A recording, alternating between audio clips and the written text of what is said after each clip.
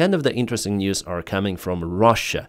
Russia lost one of their main generals. It happened not in Ukraine, not even close to the front lines. The guy was zeroed in Moscow, the capital city of Russia. The name of this lieutenant general was Yaroslav Moskalik, and he was the deputy commander of the Russian General Staff of the entire Russian army, and he was involved in planning of the special military operations, not just in Ukraine but also in Syria. And this is the last time he was speaking to journalists, yeah, long time ago, but he is not the public person, and here he was telling about the operation in Syria. Yeah, you probably know what happened in Syria. For Russia, still miraculously they have 2 of the military bases, but they're like jailed there. They cannot operate their military any longer outside of those. They cannot even fly their airplanes freely. And after all, I think that Russians will leave Syria, but it's the other story. The main thing for us that Ukraine, I guess it was Ukraine, got this Russian general in Moscow. So what happened there in Moscow? Sorry guys, I applied my own censorship for that. So there was the car parked over here.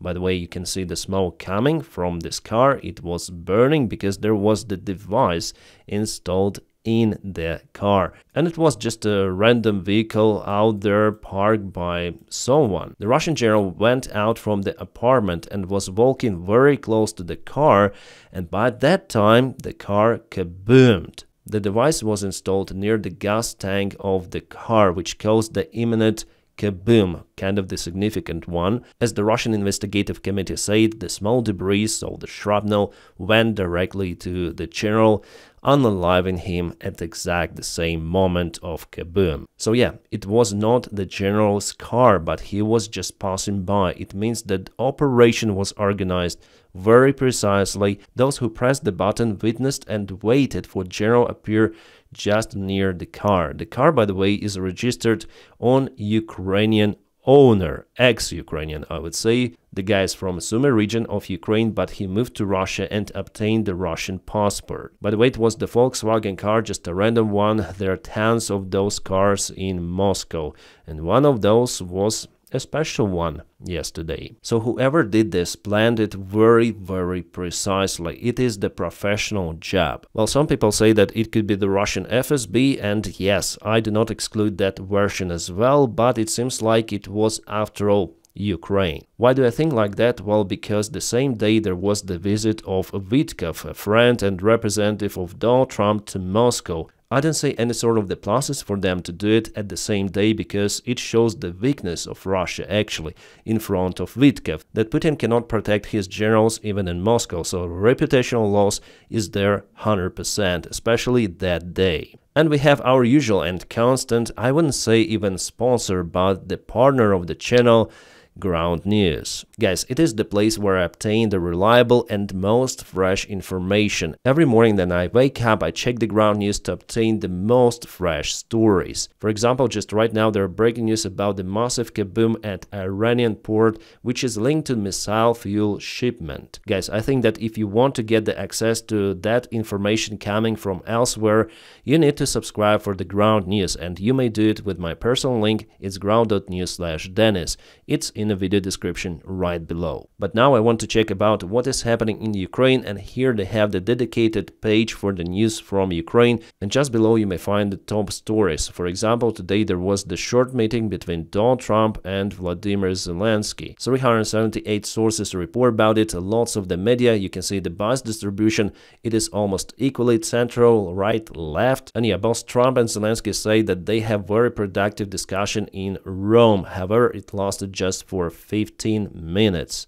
And let's check out, for example, Kyiv Post, what they write about the meeting. Definitely there was the meeting, a really close meeting, as you may see. I immediately recall that long table between Putin and Macron just before the start of the war. Then there was the meeting, and here, yeah, it's very close. And I think it's positive because cameras show that Zelensky mostly was speaking and Trump was listening, just him. There was no JD Vance, no Davydov nearby, so Zelensky actually was capable to convince, I guess, Donald Trump of Ukrainian position, because later on Donald Trump tweeted something positive really for the very long time, and we're gonna review it with you later in this video. Now I just want to tell you about how awesome the ground news really is, because you may use it for everything. Like with that one news, you have the access to all of the media corporations to check out their articles relative to particular news. For example, Politico here gives the very high factuality to this particular topic. However, the Independent gives the mixed factuality. So for sure I would choose this one because of the very high factuality. As for me, it is must have. So with the help of the ground news, you may clean your informational field as I do. Also, you may compare different articles which might present the information in different way, so you may reach your own conclusions. And guys, the ground news is not a big media corporation. No, they rely on our subscriptions, and I subscribe for the ground news personally even before we started the cooperation, because it's basically the most awesome news aggregator that I was capable to find in internet. And that's why, my friends, I highly recommend you to check out my personal link ground.news/Dennis, which you may find in the video description right below, or scan the QR code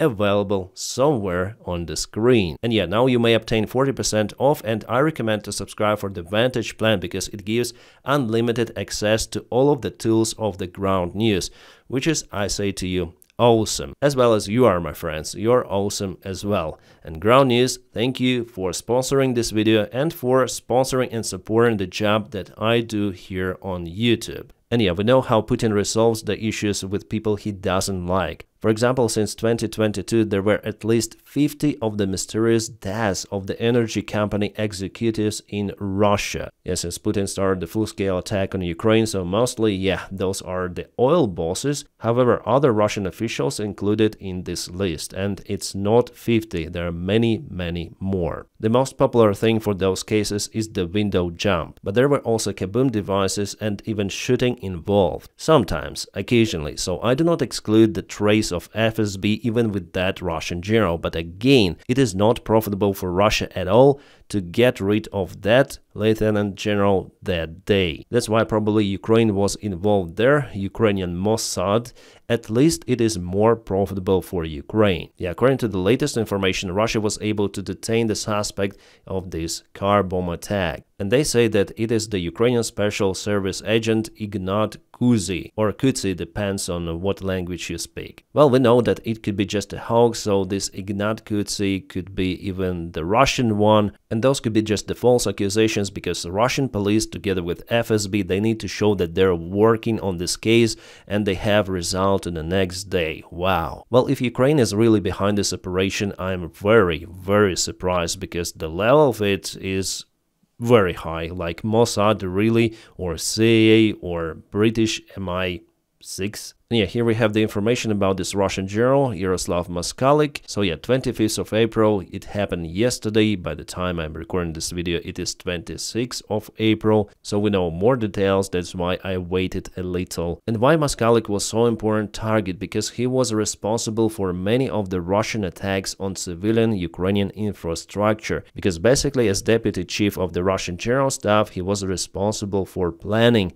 of those operations, including the use of the Russian Air Force, drones. So the recent Russian strikes which happened in Kryvyi Rih and Sumy is basically his job originally. Yes, he also receives the order from Gerasimov and Putin, but he plans the operation more precisely. That's why then Zelensky or someone from Ukrainian military command say that the Russians will pay back. It means that those Russians who are really responsible for what is happening in Ukraine will be punished in one or other way. As you might understand, it doesn't necessarily mean the standard persecution court.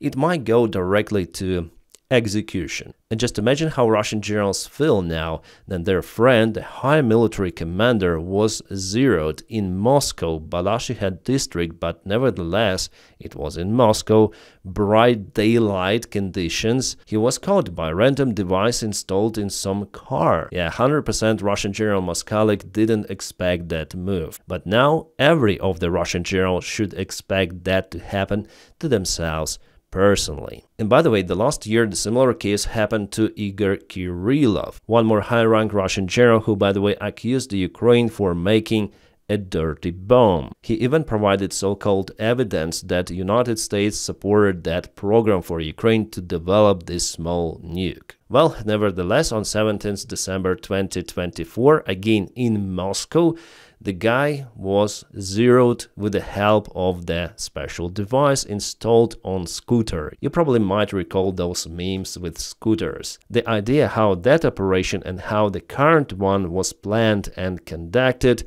is basically the same. The guy was just passing by, well, that time it was the scooter, this time it was the car. And to make that work, you really need to spy on person to catch exact time and moment for them to be in exact location. That's why I'm saying that it's very, very high professional level of that fixer who does the job. And yeah, something tells me that Russia caught the wrong person. Well, for Ukraine especially, those news are awesome, but for Russian military, they're afraid Putin cannot protect them. No, but the Russian generals are now being unalived because of Putin, because Putin is the cause of everything of that. It was his idea to start this full-scale attack on Ukraine. So for Russian generals, if you want to live normally or live at all, try to think differently about your commander Putin. Because the problem lies with him and his decision. Yeah, I don't know if I said it to you, but anyways,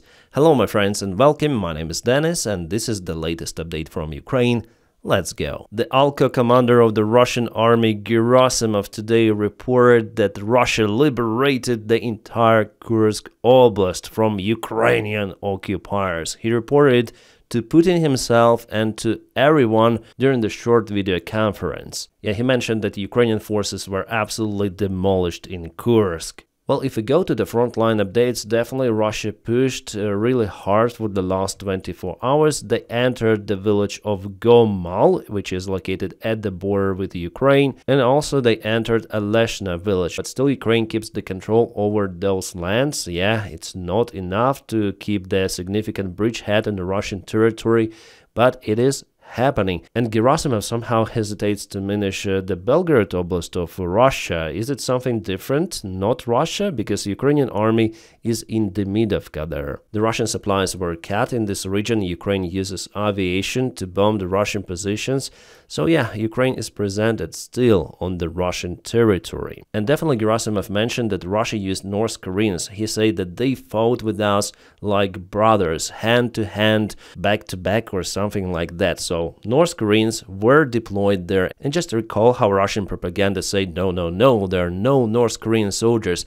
But they admitted it themselves. Gerasimov said it. Yeah, maybe he spoke too much, but he confirmed it. You know, guys, the Russian propaganda on the Western audience, it's kind of funny from one side, but in a way it is effective. I mean, this guy, Tucker Carlson, who spreads only Russian narratives and the rest crazy stuff. So this so-called journalist took the interview of also so-called journalist Patrick Lancaster, who films the war stories from the Russian side and who spreads also the Russian propaganda. So in the interview, which was published yesterday, this Patrick Lancaster said that there were no North Koreans deployed in Kursk region. There were no Chinese mercenaries.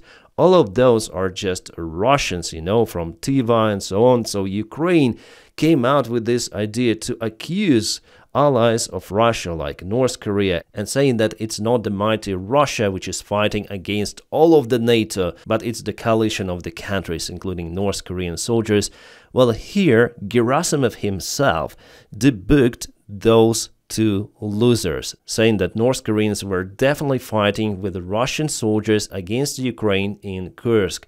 And those two bullshitters, they are just wasted. Yeah, I really like how those delusional bullshitters are getting busted right away. And not by me or other pro-Ukrainian YouTubers, influencers, but they get busted by their own Russian propaganda. Because the Russian propaganda basically stands on nothing. Some of the conspiracy theories, religion, also communism, which contradict against each other. And yeah, lies, obviously, that's the key moment of Russian misinformation. Even some of the Russian military bloggers, they tell how the situation really is on the front lines with the Russian supplies, that it is not that bright what official Russian propaganda says. And those guys, well, they just follow the Russian official propaganda, not behind the curtain one, which I also have the access to because I subscribe for many of the Russian Telegram channels, and they post most of the stuff out there. Yeah, kind of the interesting story. I didn't believe it at first yesterday, but now the news have been confirmed. The son of the CIA official was zeroed in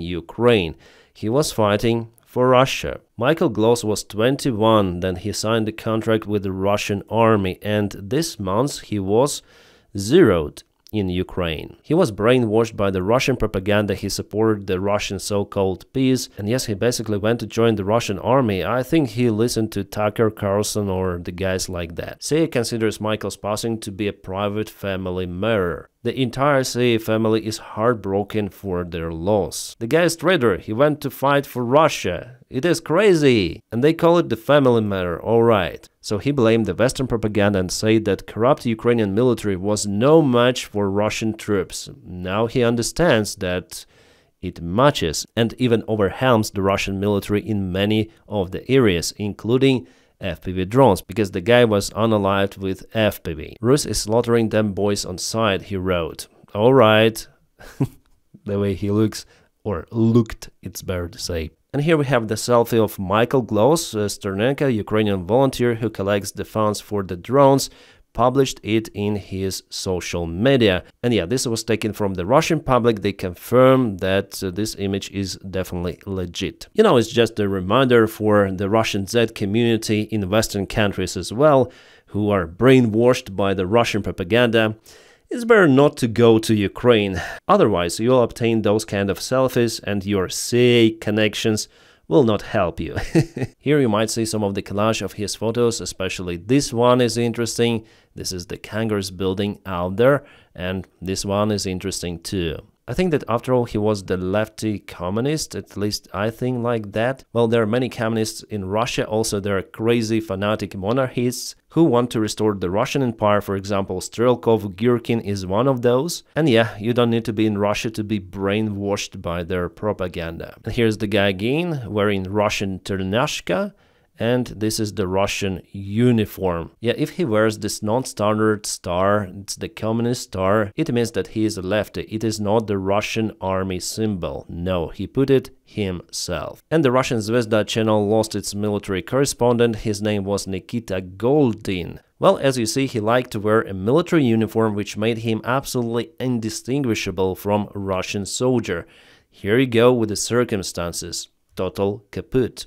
Oh my god, even the Russian defense minister, who never served in the Russian army, never ever, he just became the defense minister right away. That's the career growth he has during Putin's time, because he is very loyal to Putin after all. Well, nevertheless, he's already wearing some sort of the uniform, and he attended the Kursk region, some of the Russian command center there, where Belousov checked out the success of the Russian army and how they finally kicked out Ukrainians from Kursk, or not yet, I would say so. And just look at his face, how he tries to be really serious, but behind it there is nothing. He is dumb as fuck, because again, he never served in military, he's not a military officer, no, but he is the Russian defense minister of the second freaking army in the world, so he's been explained by something he doesn't understand. Or maybe Belousov was presented with a state-of-art Russian nanotechnology vehicle. Just look at it. It is the Russian Moskvich with this huge Mad Max-style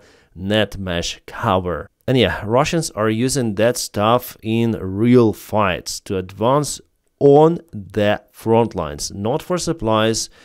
No, it is the total Mad Max style, and it's very bad for Russians at first, because those vehicles, they're unarmored, and every drone impact, well, this mesh, it will not help. The shrapnel will go hit everyone inside the vehicle. It's the suicide mission from Russians. Those vehicles are really easy to spot compared to motorcycles. The weight of the vehicle is pretty much enough to detonate anti-tank munition, anti-tank mines. So is it the real Russian army? Apparently it is. They're in lack of the normal armored vehicles to go forward. It's not even MTLB. MTLB has the low armor, but this is no armor. Nevertheless, they move ahead. Guys, from what I understood, Putin doesn't care about the losses. His goal is to reach more ground. Well, Zelensky recently also stated the same, that Russia wants or already started the full-scale attack on Ukrainian positions. They want to gain more ground,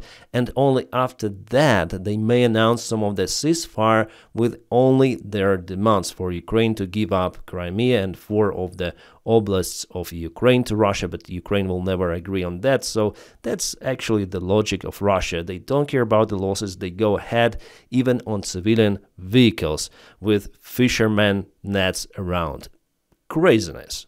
And what is this? A freaking Russian military tractor. There is the helicopter Mi-8 on the background, and at the beginning of the video there is the Russian attack helicopter, but in the front, yeah, you have this Armata tractor, the state-of-the-art Russian technology. Also, China-made dirt bikes are out there, so it's like a military parade for 9th of May in Russia, where they introduce their best equipment. Maybe Belousov saw those kind of the images on a big screen. And you know, guys, the Russian military bloggers, they don't like that stuff. They say that stupid attacks on this kind of the transport, they're very bad for Russia. But Russian command simply doesn't care. Alright, Donetsk Oblast, Russians are trying to offense using their high-mobile vehicles, motorcycles, not far away from Toretsk. Well, this particular attack failed for them. Well, Russians went to this tree line, but Ukraine used artillery with clusters, and you may understand what happened to Russians.